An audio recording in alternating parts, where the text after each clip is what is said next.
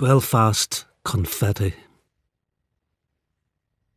Suddenly, as the riot squad moved in, it was raining exclamation marks, nuts, bolts, nails, car keys, a fount of broken type, and the explosion itself an asterisk on the map. This hyphenated line, a burst of rapid fire. I was trying to complete a sentence in my head, but it kept stuttering, all the alleyways and side streets blocked with stops and colons. I know this labyrinth so well, Balaclava, Raglan, Inkerman, Odessa Street, why can't I escape? Every move is punctuated. Crimea Street, dead end again. A Saracen, Kremlin 2, mesh, Macrolon face shields, walkie-talkies. What is my name? Where am I coming from? Where am I going? A fusillade of question marks. The Yellow Palm is a poem that really describes my experiences on El Rashid Street in Baghdad when I was walking up and down El Rashid Street in 1998. It's a ballad. It's an Auden-esque kind of ballad with Auden-esque rhymes. The Yellow Palm. As I made my way down Palestine Street, I watched a funeral pass. All the women waving lilac stems around a coffin made of glass, and the face of the man who lay within, who had breathed a poison gas. As I made my way down Palestine Street, I heard the call to prayer, and I stopped at the door of the Golden Mosque to watch the faithful there. But there was blood on the walls, and the muezzin's eyes were wild with his despair. As I made my way down Palestine Street, I met two blind beggars, and into their hands I pressed my hands with 100 black dinars, and their salutes were those of the Imperial Guard in the mother of all wars. As I made my way down Palestine Street, I smelled the wide Tigris, the river smell that lifts the air in a city such as this. But down on my head fell the barbarian sun that knows no armistice. As I made my way down Palestine Street, I saw a cruise missile, a slow and silver caravan on its slow and silver mile, and a beggar child turned up his face and blessed it with a smile. As I made my way down Palestine Street, under the yellow palms, I saw their branches hung with yellow dates, all sweeter than salams. And when that same child reached up to touch, the fruit fell in his arms. Next to, of course, God, America, I love you, land of the pilgrims, and so forth. Oh, say, can you see by the dawn's early my country 'tis of? Centuries come and go and are no more. What of it we should worry? In every language, even deaf and dumb, thy sons acclaim your glorious name. By golly, by jingo, by gee, by gosh, by gum. Why talk of beauty? What could be more beautiful than these heroic happy dead, who rushed like lions to the roaring slaughter?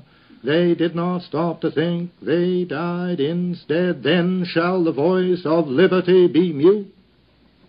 He spoke and drank rapidly a glass of water. Bayonet Charge by Ted Hughes. Suddenly he awoke and was running, in raw seamed hot khaki, his sweat heavy, stumbling across a field of clods towards a green hedge that dazzled with rifle fire, hearing bullets smacking the belly out of the air. He lugged a rifle, numb as a smashed arm, the patriotic tear that had brimmed in his eye, sweating like molten iron from the centre of his chest. In bewilderment, then, he almost stopped. In what cold clockwork of the stars and the nations was he the hand pointing that second? He was running like a man who has jumped up in the dark and runs, listening between his footfalls for the reason of his still running, and his foot hung like statuary in mid-stride. Then the shot slashed furrows threw up a yellow hair that rolled like a flame and crawled in a threshing circle, its mouth wide open, silent, its eyes standing out. He plunged past with his bayonet toward the green hedge. King, honour, human dignity, etc., dropped like luxuries in a yelling alarm to get out of that blue crackling air, his terrors touchy dynamite. At the border, 1979. It's your last checking point in this country. We grabbed a drink. Soon everything would taste different. The land under our feet continued, divided by a thick iron chain. My sister put her leg across it. "Look over here," she said to us. "My right leg is in this country and my left leg in the other." The border guards told her off. My mother said we are going home. She said that the roads are much cleaner, the landscape is more beautiful, and people are much kinder back home. Dozens of families waited in the rain. "I can inhale home," somebody said. Now my mother was crying. I was 5 years old, standing by the checking point, comparing both sides of the border. The autumn soil continued on the other side, with the same colour, the same texture. It rained on both sides of the chain. We waited while our papers were checked, our faces thoroughly inspected. Then the chain was removed to let us through. A man bent down and kissed his muddy homeland, and the same chain of mountains encompassed all of us. The Charge of the Light Brigade by Alfred Tennyson. Half a league, half a league, half a league onward, all in the valley of death, rode the 600. "Forward the Light Brigade! Charge for the guns!" he said. Into the valley of death rode the 600. "Forward the Light Brigade!" Was there a man dismayed? Not though the soldier knew someone had blundered. Theirs not to make reply, theirs not to reason why, theirs but to do and die. Into the valley of death rode the 600. Cannon to the right of them, cannon to the left of them, cannon in front of them, volleyed and thundered. Stormed at with shot and shell, boldly they rode and well. Into the jaws of death, into the mouth of hell, rode the 600. Flashed all their sabres bare, flashed as they turned in air, sabring the gunners there, charging an army while all the world wondered. Plunged in the battery smoke, right through the line they broke. Cossack and Russian reeled from the sabre stroke, shattered and sundered. Then they rode back, but not the 600. Cannon to the right of them, cannon to the left of them, cannon behind them, volleyed and thundered. Stormed at with shot and shell, while horse and hero fell. They that had fought so well came through the jaws of death, back from the mouth of hell, all that was left of them, left of 600. When can their glory fade? Oh, the wild charge they made! All the world wondered. Honour the charge they made, honour the Light Brigade, noble 600. Come On, Come Back by Stevie Smith. Incident in a future war. Left by the ebbing tide of battle on the field of Austerlitz, the girl soldier Vaudeville sits. Her fingers tap the ground, she is alone. At midnight in the moonlight, She is sitting alone on a round flat stone. Graded by the Memel Conference, first of all human exterminators, ML5, has left her just alive. Only her memory is dead forevermore. She fears and cries, "Ah me, why am I here?" Sitting alone on a round flat stone on a hummock there. Rising, staggering, over the ground she goes, over the seeming miles of rutted meadow, to the margin of a lake. The sand beneath her feet is cold and damp and firm to the waves' beat. Quickly, as a child, an idiot, as one without memory, she strips her uniform off, strips, stands and plunges into the icy waters of the adorable lake. On the surface of the water lies a ribbon of white moonlight. The waters on either side of the moony track are black as her mind. Her mind is as secret from her as the water on which she swims, as secret, as profound, as ominous. Weeping bitterly for her ominous mind, her plight, up the river of white moonlight she swims, until a treacherous undercurrent, seizing her in an icy amorous embrace, dives with her, swiftly severing the waters which close above her head. An enemy sentinel, finding the abandoned clothes, waits for the swimmer's return. Come on, come back.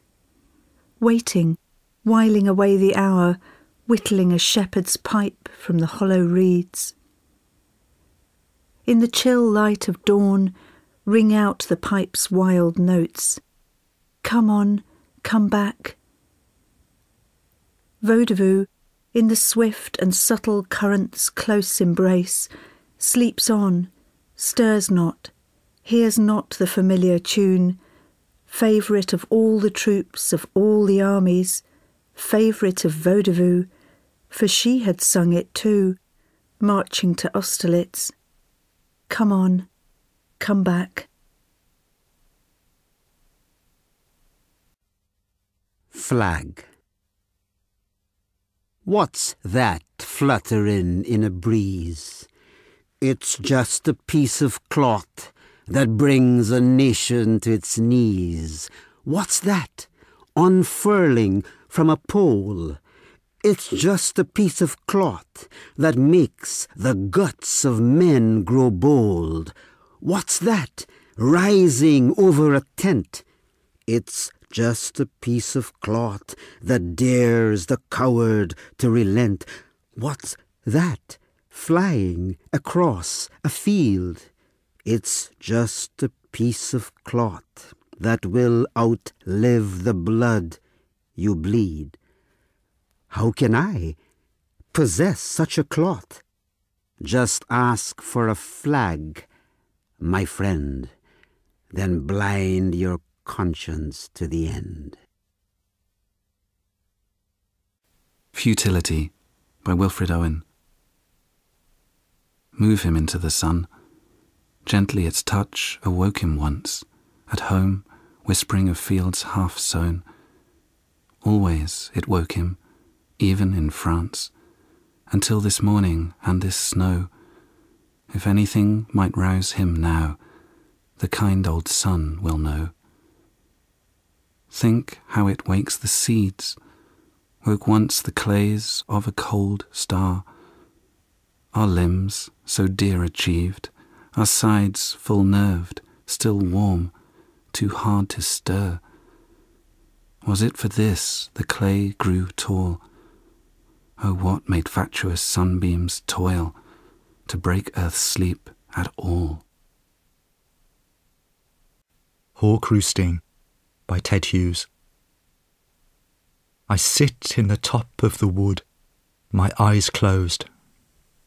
In action, no falsifying dream, between my hooked head and hooked feet, or in sleep rehearse perfect kills and eat.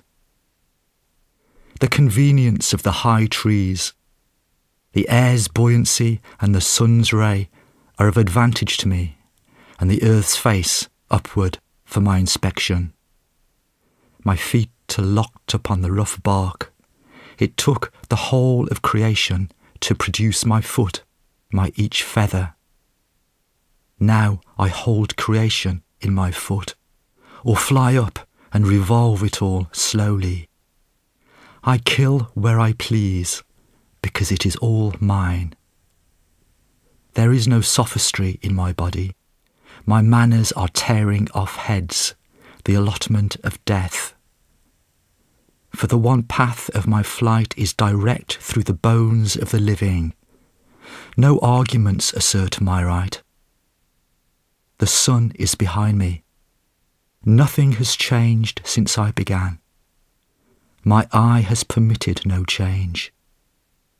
I am going to keep things like this. I wrote this poem, Mamet's Wood, when I went to the Somme battlefields to make a short film about two Welsh writers who had fought at this place. The two writers were called David Jones and Wyn Griffiths, and they wrote very, very different accounts of this dreadful battle. But it was a strange battle because there seemed to be lots of poets present. It was also where Robert Graves was wounded. Siegfried Sassoon actually watched the battle. So it's a battlefield of the Somme that appears again and again in the memoirs of poets and actually in their poetry. And I really wrote this because while I was there, they uncovered a shallow grave of 20 Allied soldiers who had been buried very, very quickly, but whoever had buried them had taken the time to actually link their arms, arm in arm. And when I saw a photograph of this grave, I just knew it was one of those images that had burned itself onto my mind, and that I knew that I would want to write about it eventually. As it happens, I did, but the poem took a long time to surface, very much in the same way that those elements of the battle are still surfacing through the fields 85 years later. Mamet's Wood. For years afterwards, the farmers found them, the wasted young, turning up under their plough blades as they tended the land back into itself. A chit of bone, the china plate of a shoulder blade, the relic of a finger, the blown and broken bird's egg of a skull, all mimicked now in flint, breaking blue in white, across this field where they were told to walk, not run, towards the wood and its nesting machine guns. And even now the earth stands sentinel, reaching back into itself for reminders of what happened, like a wound working a foreign body to the surface of the skin. This morning, 20 men buried in one long grave, a broken mosaic of bone linked arm in arm, their skeletons paused mid-dance macabre in boots that outlasted them, their socketed heads tilted back at an angle, and their jaws, those that have them, dropped open, as if the notes they had sung have only now, with this unearthing, slipped from their absent tongues. Out of the blue. You have picked me out. Through a distant shot of a building burning, you have noticed now that a white cotton shirt is twirling, turning. In fact, I am waving, waving, small in the clouds but waving, waving. Does anyone see a soul worth saving? So when will you come? Do you think you are watching a man shaking crumbs or pegging out washing? I am trying and trying. The heat behind me is bullying, driving, but the white of surrender is not yet flying. I am not at the point of leaving, diving. A bird goes by. The depth is appalling. Appalling that others like me should be windmilling, wheeling, spiralling, falling. Are your eyes believing that here in the gills I am still breathing, but tiring, tiring. Sirens below are wailing, firing. My arm is numb and my nerves are sagging. Do you see me, my love? I am failing, flagging.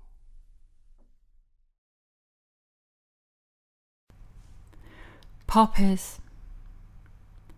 3 days before Armistice Sunday, and poppies had already been placed on individual war graves. Before you left, I pinned one onto your lapel. Crimped petals, spasms of paper red, disrupting a blockade of yellow bias binding around your blazer. Sellotape bandaged around my hand, I rounded up as many white cat hairs as I could, smoothed down your shirt's upturned collar, stilled the softening of my face. I wanted to graze my nose across the tip of your nose, play at being Eskimos like we did when you were little. I resisted the impulse to run my fingers through the gelled black thorns of your hair. All my words flattened, rolled, turned into felt slowly melting. I was brave as I walked with you to the front door, threw it open, the world overflowing like a treasure chest. A split second and you were away, intoxicated. After you'd gone, I went into your bedroom, released a songbird from its cage. Later, a single dove flew from the pear tree, and this is where it has led me, skirting the churchyard walls, my stomach busy making tucks, darts, pleats, hatless, without a winter coat or reinforcements of scarf, gloves. On reaching the top of the hill, I traced the inscriptions on the war memorial, leaned against it like a wishbone. The dove pulled freely against the sky, an ornamental stitch. I listened, hoping to hear your playground voice catching on the wind. The Right Word by Imtiaz Darka. Outside the door, lurking in the shadows, is a terrorist. Is that the wrong description? Outside that door, taking shelter in the shadows, is a freedom fighter. I haven't got this right. Outside, waiting in the shadows, is a hostile militant. Are words no more than waving, wavering flags? Outside your door, watchful in the shadows, is a guerrilla warrior. God help me. Outside, defying every shadow, stands a martyr. I saw his face. No words can help me now. Just outside the door, lost in shadows, is a child who looks like mine. One word for you. Outside my door, his hand too steady, his eyes too hard, is a boy who looks like your son too. I open the door. Come in, I say. Come in and eat with us. The child steps in and carefully, at my door, takes off his shoes. The Falling Leaves by Margaret Postgate Cole, November 1915. Today, as I rode by, I saw the brown leaves dropping from their tree in a still afternoon, when no wind whirled them whistling to the sky, but thickly, silently they fell, like snowflakes wiping out the noon, and wandered slowly thence, for thinking of a gallant multitude, which now all withering lay, slain by no wind of age or pestilence, but in their beauty strewed like snowflakes falling on the Flemish clay.